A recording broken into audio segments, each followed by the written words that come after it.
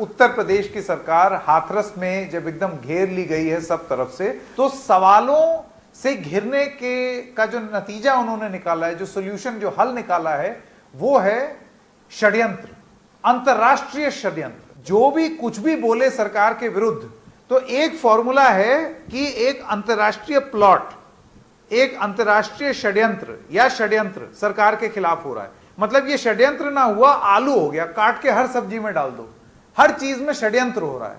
हाथरस मामले में अभी तक इस सवाल का जवाब नहीं मिला है कि रात अंधेरे पीड़िता का शव जलाने का फैसला किसका था, आदेश किसका था।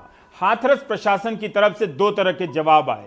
एक के शव जलाने के वक्त पीड़िता का परिवार था, जिसे पिता ने गलत बता दिया, यह डीएम ने कहा था।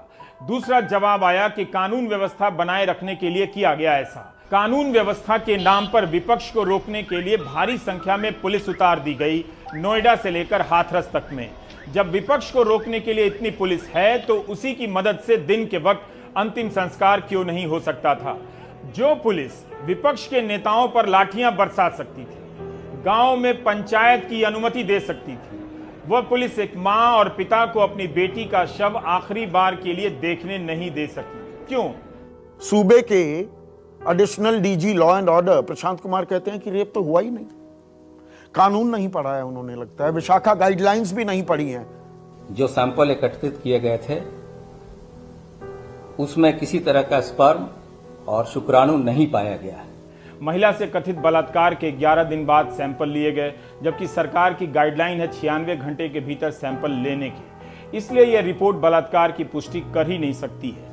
यह स्पष्ट हो गया है कि उनके साथ, पीड़िता के साथ कोई रेप या मास रेप की बात नहीं हुई थी। डाइंग डिक्लेरेशन दी है लड़की ने, मरते वक्त का बयान दर्ज कराया है जिसमें, और ये कैमरे पर है, जिसमें कहा गया मेरे साथ गैंग रेप किया गया है। और बलात्कार में केस में सबसे अहम भूमिका है उस औरत के अपने बयान की।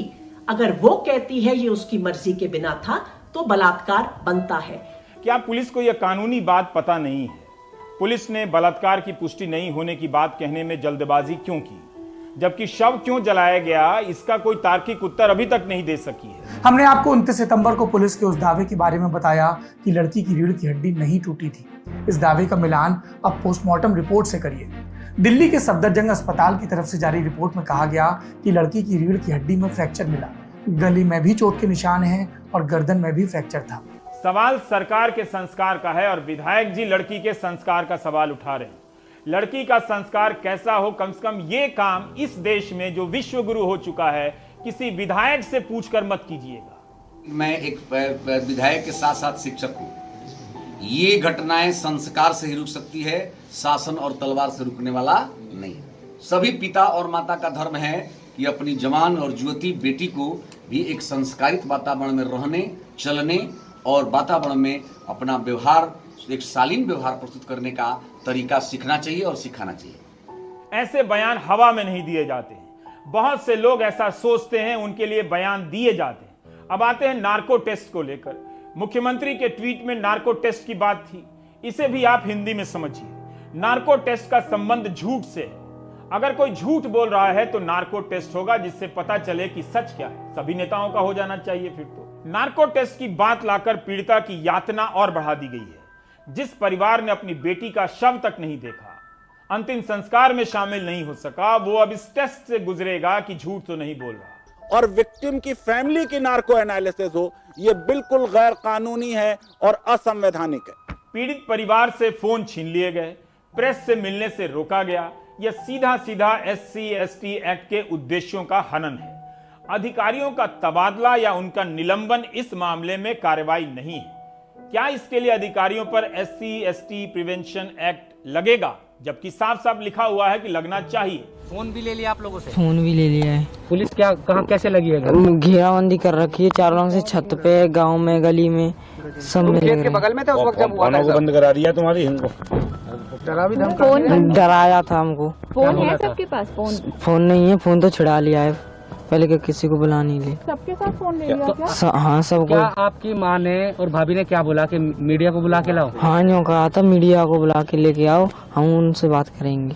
आप यहाँ कैसे पहुँचे हो? कैसे हम तो आने दिया? खेतों में के आए हैं, छुपके नियार के बहाने से कि घास लेने आने नहीं दे रहे क्या? आने नहीं दे रहे किसी को। हमारे ताऊ भी आ रहे थे कि हम तो अपने आदमी को बुला के लेके आएंगे, हम तो मीडिया वालों को बुला के लेके आएंगे।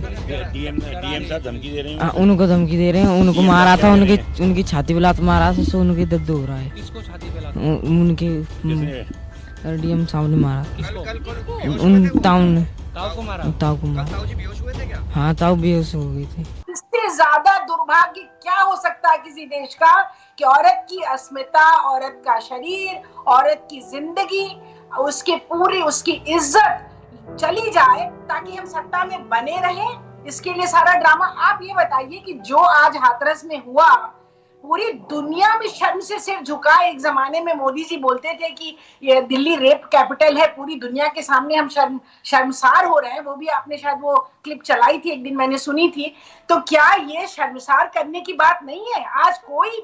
आज मैं किसी एक इंटरनेशनल कॉन्फ्रेंस की कीनोट एड्रेस दे रही थी, सारी औरतें मुझसे सिर्फ एक ही सवाल पूछ रही थी कि ये क्या हो रहा है हिंदुस्तान के अंदर।